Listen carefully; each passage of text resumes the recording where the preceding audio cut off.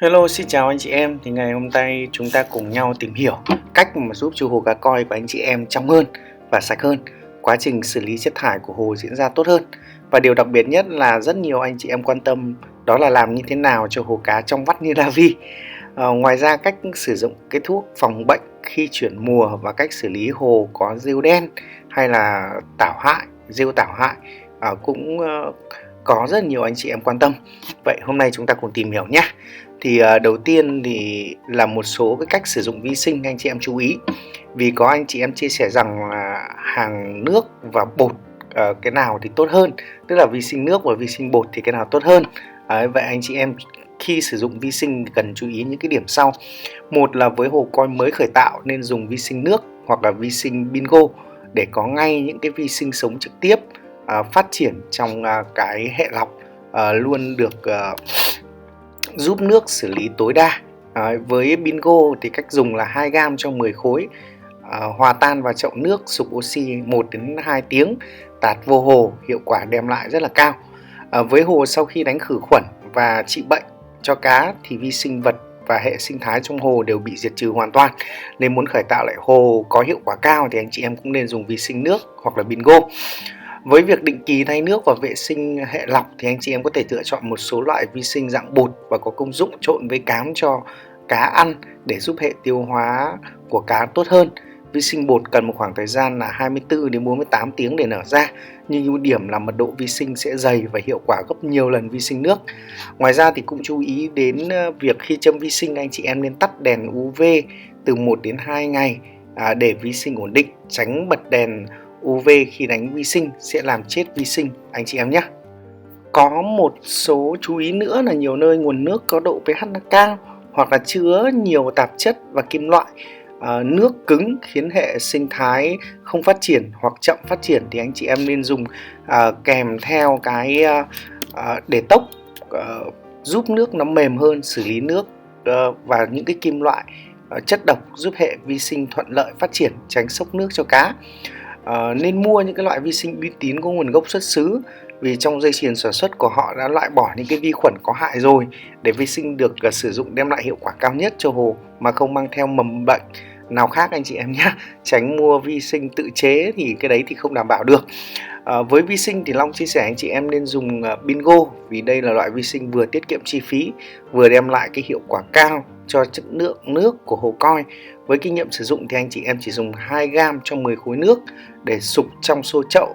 Theo nhà sản xuất là từ 1 cho đến 2 tiếng, nhưng thực tế thì cho dùng và cảm nhận cho thấy thì 1 tiếng 30 phút là lý tưởng nhất. Để lâu quá ấy, thì nước nó sẽ bị đục, kiểu vi sinh tự chết vì không có giá thể trú ngụ.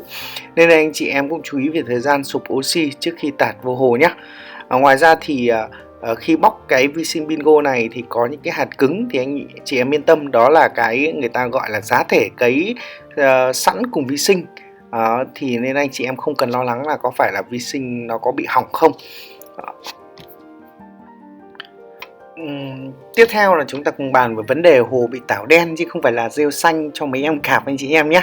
Với những cái hồ bị rêu đen hoặc rêu hại thì thứ nhất nó có thể do là môi trường nước nó thiếu sáng, hoặc là hệ vi sinh nó không đảm bảo khiến không ức chế được tảo hại phát triển. Về lâu về dài thì những cái tảo này ấy, thì là nơi trú ngụ hoặc là mầm bệnh cho hồ. Với trường hợp này anh chị em chỉ cần làm 2 bước sau thôi. Thứ nhất là cần đều đặn thay nước 3 đến 5 ngày thay một lần. Ví dụ nếu 3 ngày thay một lần thì chỉ thay 10 đến 20%, còn 5 ngày đến 1 tuần thay một lần thì thay 30%. Và sau đó chúng ta châm vi sinh đều trong chu kỳ 5 đến 7 lần, tức là mỗi lần thay nước là châm thêm vi sinh. Điều này giúp cho hệ sinh thái trong hồ phát triển và vi sinh cũng giúp ức chế rêu đen tảo hại phát triển, giúp chất lượng nước được cải thiện tốt hơn. Sau mỗi quá trình thay nước thì anh chị em cần dùng thêm vitamin C dạng bột và khoáng tạt vô, vừa giúp cá khỏe và giúp rêu xanh phát triển tốt, có lợi cho cá. Sau tầm 3 tuần tới 1 tháng làm hai cái việc này thì rêu hại sẽ được triệt để diệt trừ. Và nếu hồ anh chị em ngoài trời tiếp xúc với nắng thì hồ sẽ lên rêu xanh đẹp, và cây trang trí của anh chị em như là dứa nếp hoặc là trầu bà thì cũng phát triển tốt. Tiếp theo là thuốc đánh phòng bệnh định kỳ. Từ trước tới nay thì anh chị em luôn dùng những cái sản phẩm phổ thông như là thuốc tím hay Chloraminte dùng chung với muối. Đây là hai cái dòng sản phẩm diệt khuẩn diện rộng và có hiệu quả cao khi phát hiện sớm. Nhưng với những anh chị em mới chưa có kinh nghiệm, hoặc là chúng ta đi vắng nhà mà cá mắc bệnh như là nấm mang bị nặng, hoặc là một số bệnh khi chuyển mùa mà ta chưa phát hiện kịp để lâu dẫn tới nặng, thì anh chị em nên lưu tâm đến mấy cái sản phẩm sau. Đó là sự kết hợp giữa anti-bạc mast, gelatin và muối để đánh phòng bệnh định kỳ. Ngoài ra thì cũng kết hợp cùng thuốc trị nấm mang dùng để điều trị bệnh nấm mang nặng khi không được phát hiện kịp thời. Cái công dụng của cái anti-bạc mast là đây là cái loại kháng sinh diệt khuẩn thế hệ mới, nó phổ cực rộng luôn, chuyên trị bệnh nhiễm khuẩn cho cá coi, cá cảnh, cá vàng, cá rồng, cá la hán, bảy màu, beta, cá thủy sinh vân vân, rất nhiều đúng không ạ? Thế thì anti-bạc mast rất hiệu quả trong các trường hợp như là đỏ mình, thối đuôi, thối vây, thối mang, lở loét, xuất huyết toàn thân, đục mắt, nhiễm khuẩn nội tạng ở cá cảnh, cá coi. Ngoài ra thì anti-bạc mast còn được kết hợp điều trị bệnh nấm mang cho cá coi rất là hiệu quả. Liều ngâm là từ 5 đến 10 ml cho khối nước, ngâm từ 3 đến 7 liều, mỗi liều cách nhau 24 giờ. Trước khi lập liều thì thay 30% nước anh chị em nhé. Tắt đèn UV, bật lọc và sủi oxy mạnh, có thể kết hợp với kháng sinh gelatin và muối từ 3 đến 5 kg cho một khối. Liều cho ăn thì 1 ml cho từ 6 đến 8 kg cá, cho ăn từ 3 đến 7 ngày, mỗi ngày một cữ. Tức là mỗi ngày chỉ một bữa thôi đấy. Có thể ăn kết hợp với kháng sinh gelatin, không sử dụng chung với vitamin C, làm mất tác dụng anh chị em nhé. Anh chị em luôn nhớ là có một số loại thuốc không dùng chung với muối hoặc là vitamin C thì mua về mình đọc kỹ hướng dẫn là mình sẽ hiểu thôi. Thì đây là cái thuốc phòng bệnh, nó khá ok mà nó không khiến cho cá nó bị lờn thuốc, người ta gọi là nhờn thuốc đấy, và không ảnh hưởng có hại cho cơ thể của cá khi dùng quá nhiều, tức là quá nhiều lần điều trị bằng kháng sinh thường ấy, thì nó gây đến tình trạng là nhờn thuốc, hoặc con cá nó bị nhược cá đi, cá nó không phát triển về phung xương, body cũng như màu sắc, lắm cái còn mất màu. Nhưng mà với những cái loại thuốc này người ta chuyên về cho cá cảnh thì nó sẽ ok hơn. Thì đây là một số loại thuốc mà Long cũng như những anh em nghiên cứu và sử dụng. Thì trong video anh chị em có thể thấy là đầu video có những cái video mà nước rất là trong khi sử dụng Bingo, nó cũng rất là ok.